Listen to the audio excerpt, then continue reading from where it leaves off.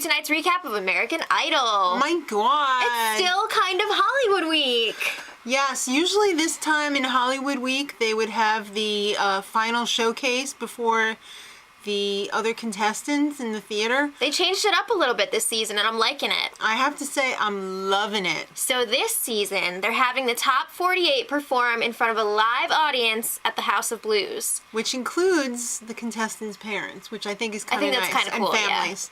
Yeah. But the reason I like it is because you get a whole different view of someone when you see them perform in front of a crowd. Yeah, it's because just so it's different. The interaction between the performer and the crowd. You got the band going. Right. I think it's awesome. I think so too, and I love the way that they changed up the results. Mm-hmm.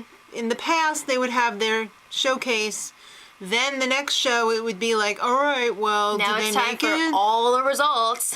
I like them having it stacked like, let's show the performance. Did they make it? Yeah, it's Their nice. families there waiting. For us, I know they had to wait, but it's Right. nice for us to get that instant gratification. Because I'm like, who? What'd they do? Were they good? Well, let's talk about who we saw tonight. All right, up first was Michael Simeon. If you remember, he was the guy who danced with J-Lo in his audition. That was his one request. He took a little bit of a risk. He sang classic, but he didn't just sing it.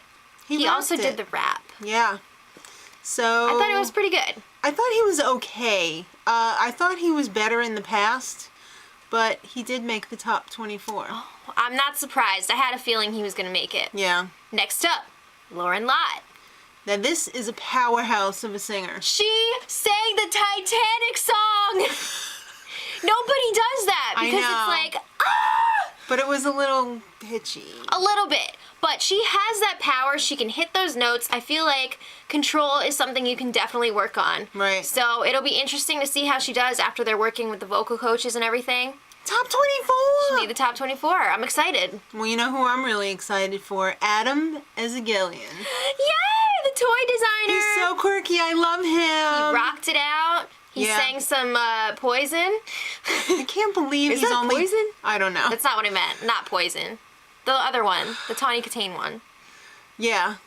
That one. That's not Poison. No. I'm sorry! All right.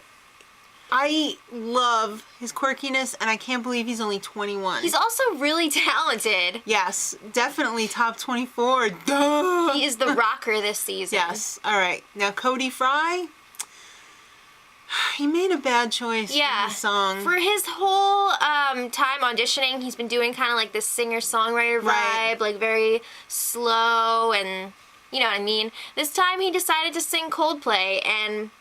He's not Chris Martin. Viva La Vida just wasn't working. No. It wasn't his best, and He it didn't help make him. it. Yeah. Yeah. That's too bad. I hope he comes back again, because I think he could be really good. All right, up next, Lovey James. I could have went either way on her. I thought she was only just okay. Yeah, I thought maybe because she was so young that they'd be like, come back again next year. But she made the top 24, so good for her. Well, after her, there was a whole slew of no's. Yeah.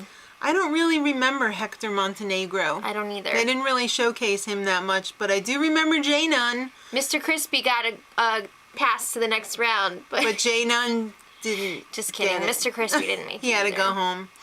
Reno. Oh, I was sad to see him go. I really liked him. I liked him too. I don't remember Zach Kaltenbach. No. Kaltenbach.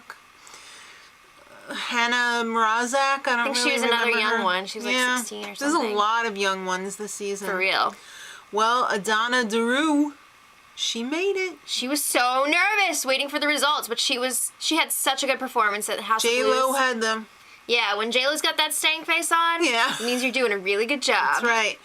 Well, Maddie Walker was up next, and this whole next sequence really pisses me off. Ooh, this was intense. So Maddie Walker gets up there. She waltzes in there with her half red hair, and the judges are all like, you didn't make it. Bye-bye. So then she walks out, and they're just like, do you think we that should, red hair, though. Yeah.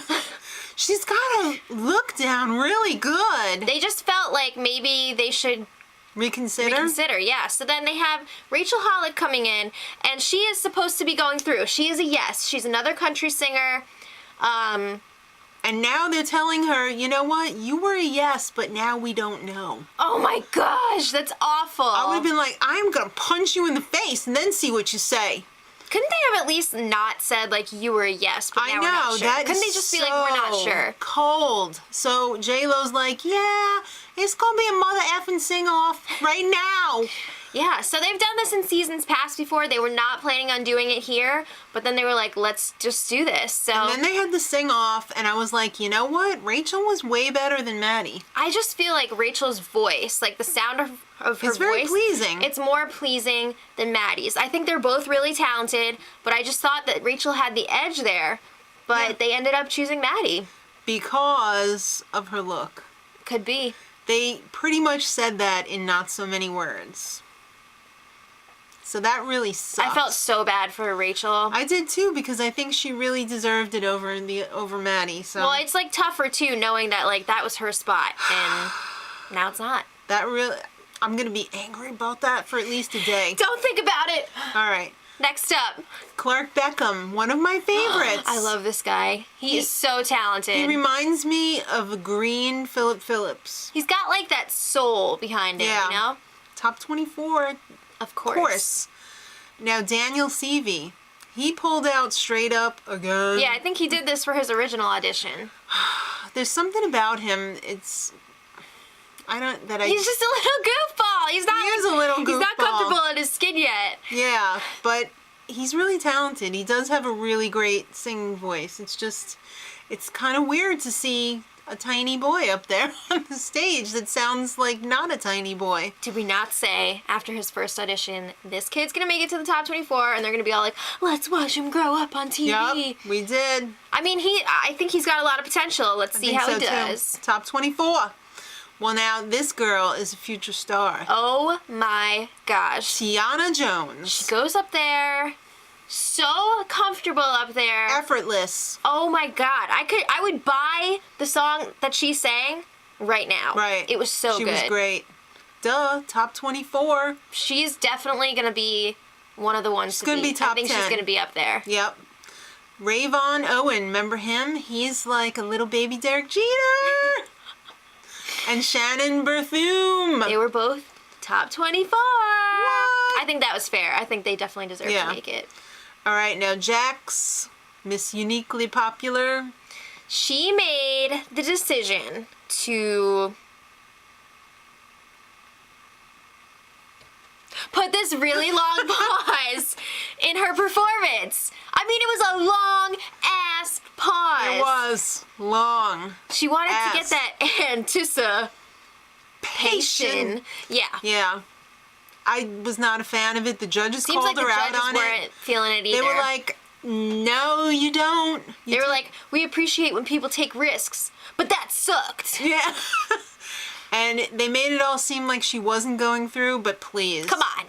She had it in the bag since the first audition. Yeah, so. Top 24. Top 24. I just gotta say, back away from the tanner. Oh. Back away. It's not working. All right. Last but not least for the night. Hollywood Anderson. Will he or won't he? We know, but they left everybody hanging. It's a cliffhanger. Yeah. So we're not going to find out how he does until tomorrow's episode. Right. Part 2. When all will be revealed. I'm excited to see who else made it. I know. I mean, we could probably look it up right now. Well, I'll just wait. It's better that way. Let us know what you thought in the comments. Who were you disappointed to see go? Who are you happy that is staying? Let us know your top 3. And until tomorrow, much love. Edit.